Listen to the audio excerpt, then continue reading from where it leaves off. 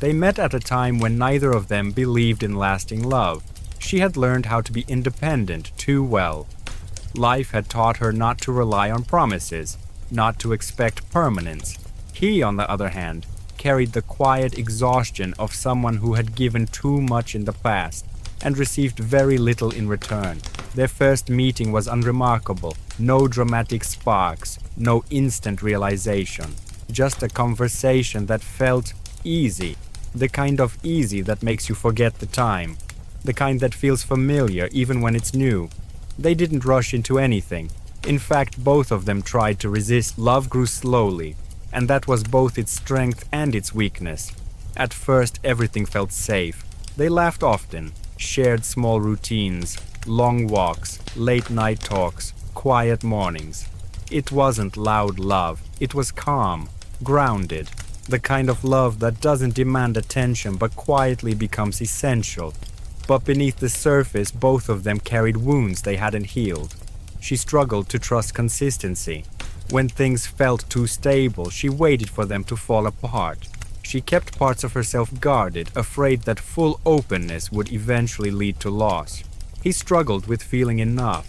He gave deeply, sometimes too deeply, and feared that one day she would realize she didn't need him at all. These fears didn't show up immediately. They waited. They hid inside everyday moments. The first real difficulty came when life demanded choices.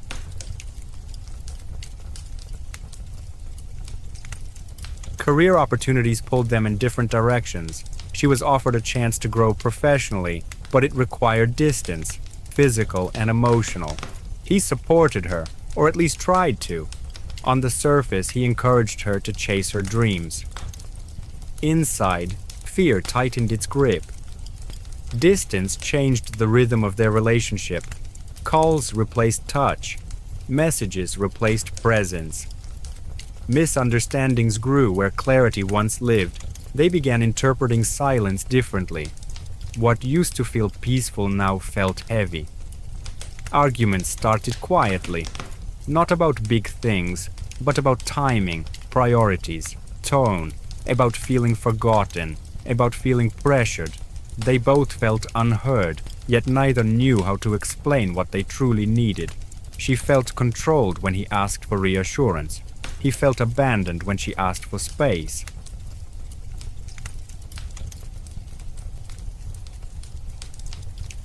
They loved each other, but they were fighting different battles. There were moments when they almost gave up. Nights when the weight of exhaustion made love feel like work.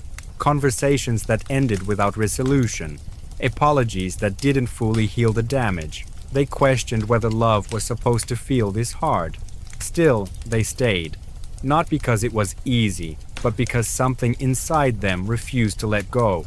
They tried to fix things the way most people do. They read articles, had long talks, made promises to communicate better. Sometimes it worked, sometimes it didn't. Growth was slow and uneven. One of the hardest moments came when trust was tested, not through betrayal, but through absence. A missed call during a critical moment, a time when one needed the other most, and love alone wasn't enough. Understanding wasn't automatic. Commitment required effort they hadn't fully learned how to give. For a while, it seemed like the relationship was slipping through their fingers.